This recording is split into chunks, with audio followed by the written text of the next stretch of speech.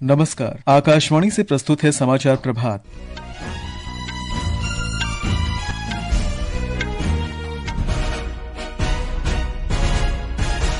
प्रधानमंत्री नरेंद्र मोदी आज अबुजा में नाइजीरिया के राष्ट्रपति बोला अहमद टिनुबू से वार्ता करेंगे। महाराष्ट्र और झारखंड में विधानसभा चुनाव के लिए प्रचार चरम पर। एलन मस्क की कंपनी स्पेसएक्स मंगलवार को अमेरिका के केप कैनावेरल से भारतीय संचार उपग्रह GSAT-20 का प्रक्षेपण करेगी। अमेरिका के नवनिर्वाचित राष्ट्रपति डोनाल्ड ट्रंप ने क्रिस राइट को ऊर्जा मंत्री के रूप में नामित किया।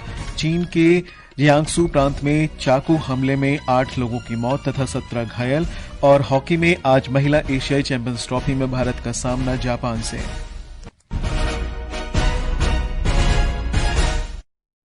समाचार प्रभात के साथ मैं निखिल कुमार। प्रधानमंत्री नरेंद्र मोदी आज अबुजा में नाइजीरिया के राष्ट्रपति बोला अहमद टिनुबू से वार्ता करेंगे।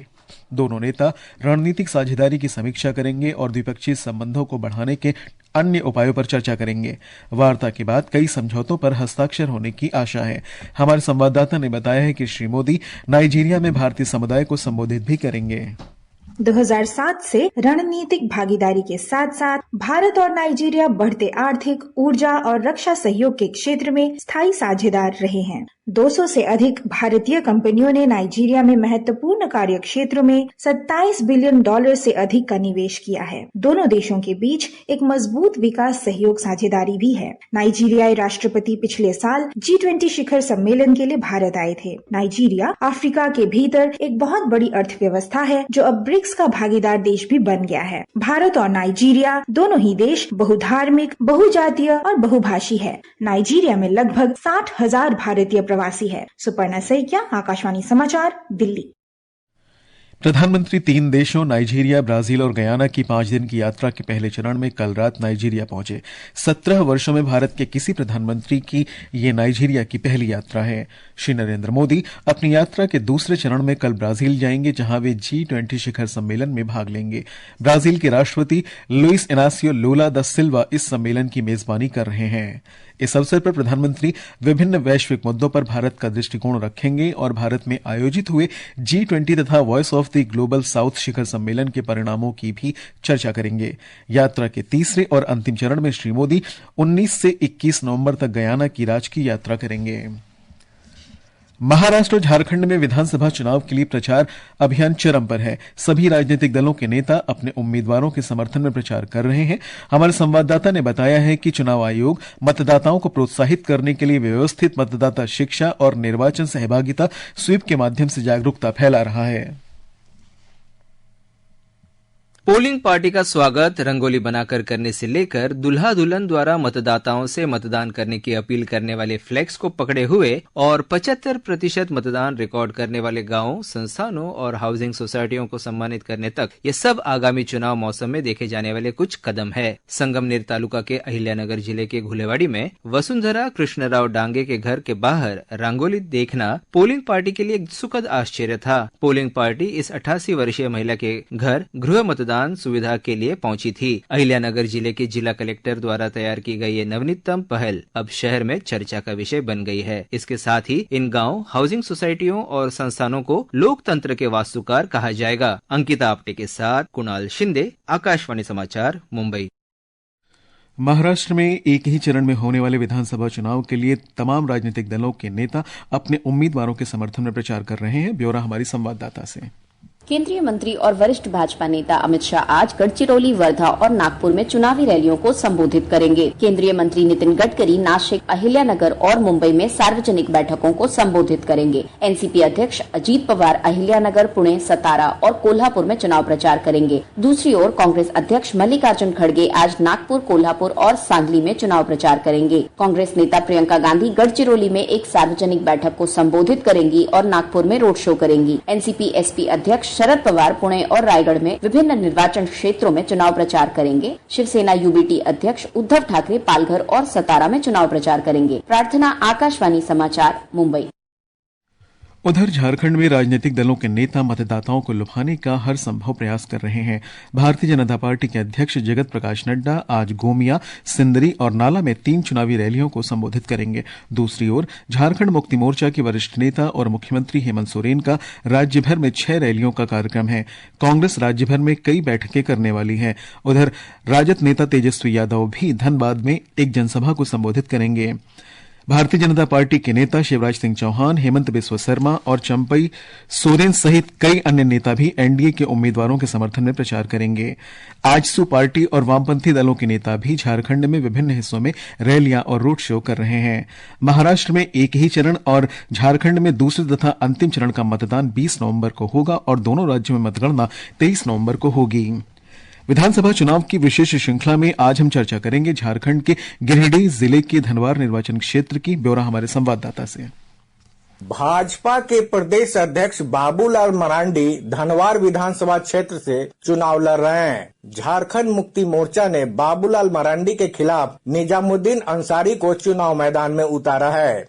दूसरी ओर इंडिया ब्लॉक के घटक दल CPI-ML के राजकुमार यादव भी यहां से किस्मत आजमा रहे हैं। इस विधानसभा क्षेत्र में 16 निर्दलीय समेत 24 उम्मीदवार चुनाव मैदान में हैं। अब देखना है कि भाजपा के बाबूलाल मरांडी तीसरी बार चुनाव जीत पाते हैं या झारखंड मुक्ति मोर्चा के निजामुद्दीन अंसारी को कामयाबी मिलती है। आकाशवाणी समाचार के लिए रांची से कृष्ण कुमार लाल। इस बीच निर्वाचन आयोग ने आदर्श आचार संहिता के उल्लंघन से संबंधित शिकायत पर भाजपा और कांग्रेस को नोटिस जारी किया है। आयोग ने कल दोपहर 1 बजे तक जवाब दाखिल करने को कहा है। ये समाचार हमारी वेबसाइट www.newsonair.gov.in और हमारे news on AIR mobile app पर भी उपलब्ध हैं। भारतीय संचार उपग्रह GSAT-20 का प्रक्षेपण मंगलवार को अमेरिका के केप कैनावेरल से किया जाएगा। ये एलन मस्क की कंपनी स्पेस एक्स के फाल्कन 9 यान से प्रक्षेपित होगा। भारतीय अंतरिक्ष अनुसंधान संगठन के अध्यक्ष एस सोमनाथ ने इसकी जानकारी दी है। 4700 किलोग्राम के GSAT-20 उपग्रह के 14 वर्षों तक परिचालन में रहने की आशा है। ये पूरे भारत में महत्वपूर्ण रूप से इंटरनेट सेवाएं प्रदान करेगा, जिसमें दूर दराज के क्षेत्रों के लिए कनेक्टिविटी भी शामिल है। GSAT-20 को GSAT-N2 भी कहा जाता है और ये भारत के अब तक के सबसे भारी उपग्रहों में से एक है, जिसे अंतरिक्ष में ले जाने के लिए स्पेस एक्स को चुना गया है। चीन के जियांगसू प्रांत में एक स्कूल में चाकू से किए गए हमले में 8 लोगों की मौत हो गई और 17 घायल हो गए। ये हमला ईक्सिंग शहर में कल शाम 6:30 बजे के करीब हुआ। घटनास्थल पर एक संदिग्ध को पकड़ा गया है। उसने अपना अपराध स्वीकार कर लिया है। पुलिस मामले की जांच कर रही है। चीन में इस सप्ताह नागरिकों पर होने वाला ये दूसरा हमला है। अमेरिका के नवनिर्वाचित राष्ट्रपति डोनाल्ड ट्रंप ने लिबर्टी एनर्जी के संस्थापक और मुख्य कार्यकारी क्रिस राइट को ऊर्जा विभाग का प्रमुख बनाने की घोषणा की है। क्रिस राइट जीवाश्म ईंधन इस्तेमाल के मुखर समर्थक हैं। संभावना है कि श्री ट्रंप के तेल और गैस के अधिकतम उत्पादन के लक्ष्यों को वे लागू करेंगे।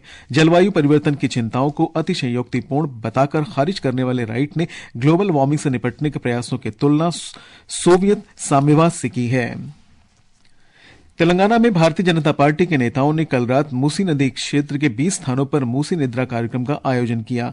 केंद्रीय मंत्री जी किशन रेड्डी और भाजपा के प्रदेश अध्यक्ष के नेतृत्व में कार्यक्रम के तहत पार्टी के नेता नदी के जल ग्रहण क्षेत्र में रहने वाले गरीबों के घर में सोए। इस तरह से भाजपा ने राज्य सरकार द्वारा साबरमती परियोजना की तर्ज पर प्रस्तावित मूसी कायाकल्प परियोजना के लिए लोगों के विस्थापन का विरोध किया। मौसम विभाग ने तमिलनाडु, पुदुचेरी, कराईकल और केरल में आज गरज के साथ तेज बारिश होने का अनुमान व्यक्त किया है। पंजाब, हरियाणा, चंडीगढ़, दिल्ली और पश्चिमी राजस्थान में घना कोहरा छाए रहने की संभावना है। देश के पश्चिमी, उत्तर पश्चिमी और मध्य भाग में अगले 4 से 5 दिन के दौरान न्यूनतम तापमान में 2 से 3 डिग्री सेल्सियस की गिरावट आने की संभावना है। इस बीच राष्ट्रीय राजधानी दिल्ली और इसके आसपास के क्षेत्रों में वायु गुणवत्ता गंभीर श्रेणी में बनी हुई है। आज सुबह 7 बजे वायु गुणवत्ता सूचकांक 428 दर्ज किया गया। मौसम विभाग के अनुसार अगले 2 दिन में दिल्ली और इससे सटे इलाकों में रात तथा सुबह के समय धुंध और हल्का कोहरा छाए रहने की संभावना है। वायु गुणवत्ता प्रबंधन आयोग ने graded response action plan GRAP को लागू करने वाले अधिकारियों को राष्ट्रीय राजधानी क्षेत्र और इससे सटे राज्यों के सभी चिन्हित प्रदूषित स्थानों पर प्रदूषण से प्राथमिकता से निपटने के निर्देश दिए हैं। ग्रेप को सख्ती से लागू कराने के लिए वायु गुणवत्ता प्रबंधन आयोग ने कल नई दिल्ली में एक समीक्षा बैठक की।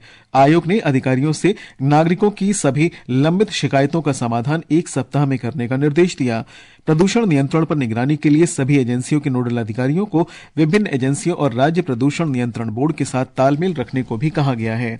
आयोग ने ग्रेप स्टेज 3 के तहत किए जाने वाले कार्यों के बारे में दैनिक स्तर पर सूचित करने का भी निर्देश दिया है। प्रधानमंत्री नरेंद्र मोदी ने एक पेड़ मां के नाम अभियान को उपयोगी बनाने में सहायक सभी लोगों का आभार व्यक्त किया है। श्री मोदी ने सोशल मीडिया पर जनता से पर्यावरण संरक्षण के लिए अपनी मां के सम्मान में एक पेड़ लगाने का आग्रह किया। फिल्म निर्माता आशुतोष गोवरिकर को भारतीय अंतर्राष्ट्रीय फिल्म महोत्सव 2024 के लिए अंतर्राष्ट्रीय ज्यूरी का अध्यक्ष नियुक्त किया गया है। श्री गोवरिकर जोधा अकबर, लगान और स्वदेश जैसी फिल्मों के लिए जाने जाते हैं। उन्होंने कहा कि इस प्रतिष्ठित फिल्म महोत्सव से जुड़कर वे सम्मानित महसूस कर रहे हैं। ये महोत्सव 20 से 28 नवंबर तक गोवा में आयोजित होगा। श्री गोवरिकर ने कहा कि समय के साथ लगातार विकसित हो रहे सिनेमा को देखने के लिए इस महोत्सव से बेहतर कोई जगह नहीं है। महिला एशियाई चैंपियंस ट्रॉफी हॉकी में भारत का मुकाबला अंतिम ग्रुप स्टेज मैच में आज जापान से होगा। यह मैच बिहार के राजगीर हॉकी स्टेडियम में शाम 4:45 पर शुरू होगा। भारत ने महिला एशियाई चैंपियंस ट्रॉफी में शानदार जीत का सिलसिला जारी रखते हुए चीन को 3-0 से हराकर लगातार चौथी दर्ज की। इस जीत के साथ ही मेजबान भारतीय टीम 4 मैचों में 12 अंक हासिल करके पहले पायदान पर पहुंच गई है। उधर जापान ने अपने पिछले मैच में मलेशिया को 2-1 से हराकर महिला एशियाई चैंपियंस ट्रॉफी में अपनी पहली जीत दर्ज की। कोरिया और थाईलैंड के खिलाफ उसका मैच ड्रॉ रहा, जबकि चीन से उसे हार का सामना करना पड़ा था। अन्य मैचों में चीन का मुकाबला दक्षिण कोरिया और मलेशिया का सामना आज थाईलैंड से होगा। स्क्वैश में भारत के वीर चोटरानी आज सुबह कोस्टा रिका में कोलंबिया के रोनाल्ड पालोमिनो से SACC कोस्टा रिका ओपन 2024 के फाइनल में 1-3 से हार गए। इससे पहले टूर्नामेंट में वीर चोटरानी इंग्लैंड के सैमुअल ओसबॉर्न वाइल्ड से सेमीफाइनल में जीत के बाद फाइनल में पहुंचे थे। यूक्रेन के राष्ट्रपति वोलोदिमीर ज़ेलेंस्की ने कहा है कि अमेरिका के नवनिर्वाचित राष्ट्रपति डोनाल्ड ट्रंप के नेतृत्व में यूक्रेन में रूस का हमला जल्दी समाप्त हो सकता है। श्री ज़ेलेंस्की ने युद्ध की कठिन परिस्थिति को स्वीकार करते हुए कहा कि रूस को युद्ध में सैनिकों और हथियारों के मामले में लाभ मिला है। ज़ेलेंस्की ने अगले साल तक कूटनीति के माध्यम से युद्ध समाप्त करने के यूक्रेन के लक्ष्य पर भी बल दिया। नवनिर्वाचित अमेरिकी राष्ट्रपति ट्रंप ने चुनाव अभियान के दौरान कहा था कि वे एक ही दिन में युद्ध को समाप्त कर सकते हैं। ये समाचार हमारी वेबसाइट www.newsonair.gov.in और हमारे news on AIR mobile app पर भी उपलब्ध हैं। और अब आज के समाचार पत्रों की सुर्खियों के साथ है मुकेश कुमार। धन्यवाद निखिल। अखबारों ने आज अलग अलग समाचारों को प्रमुखता दी है। जनसत्ता और अमर उजाला ने प्रधानमंत्री नरेंद्र मोदी के हवाले से लिखा है, ब्राजील में G20 सम्मेलन में सार्थक चर्चा होने की उम्मीद। हरिभूमि ने प्रधानमंत्री के इन शब्दों को दिया है, द्विपक्षीय और बहुपक्षीय कार्यक्रमों में भाग लेने का अवसर मिलेगा। चुनावी और राजनीतिक गतिविधियों पर भी अखबारों की नजर है। राष्ट्रीय सहारा ने निर्वाचन आयोग के इस कथन को सुर्खी बनाया है, स्टार प्रचारकों को काबू में रखें, भाजपा और कांग्रेस अध्यक्ष से जवाब तलब। देशबंधु हरिभूमि और दैनिक ट्रिब्यून के अनुसार सुखबीर सिंह बादल ने शिरोमणि अकाली दल के अध्यक्ष से इस्तीफा दिया। वीर अर्जुन ने वाणिज्य पन्ने पर लिखा है, आयकर विभाग ने करदाताओं से अपने ITR में अधिक मूल्य की विदेशी आय या संपत्ति का खुलासा करने के लिए अभियान शुरू किया। पंजाब केसरी की खबर है, भारत के जेनेरिक फार्मेसी मॉडल की धूम, 14 देश अपनाने पर कर रहे हैं विचार। मॉरिशस ने शुरू किया। हिंदुस्तान की खेल पन्ने की सुर्खी है, दिग्गज मुक्केबाज माइक टायसन ने 58 साल की उम्र में 27 साल के जैक पॉल से हारकर भी जीते 167 करोड़ रुपए। नवभारत टाइम्स और दैनिक जागरण के अनुसार अमेरिका ने 1400 प्राचीन वस्तुएं भारत को लौटाई। और अंत में मुख्य समाचार एक बार फिर। प्रधानमंत्री नरेंद्र मोदी आज अबुजा में नाइजीरिया के राष्ट्रपति बोला अहमद टिनुबू से वार्ता करेंगे। महाराष्ट्र और झारखंड में विधानसभा चुनाव के लिए प्रचार चरम पर। एलन मस्क की कंपनी स्पेसएक्स मंगलवार को अमेरिका के केप कैनावेरल से भारतीय संचार उपग्रह GSAT-20 का प्रक्षेपण करेगी। अमेरिका के नवनिर्वाचित राष्ट्रपति डोनाल्ड ट्रंप ने क्रिस राइट को ऊर्जा मंत्री के रूप में नामित किया। चीन के जियांगसू प्रांत में चाकू हमले में 8 लोगों की मौत और 17 घायल। और हॉकी में आज महिला एशियाई चैंपियंस ट्रॉफी में भारत का सामना जापान से। इसके साथ ही समाचार प्रभात का ये अंक समाप्त हुआ। नमस्कार।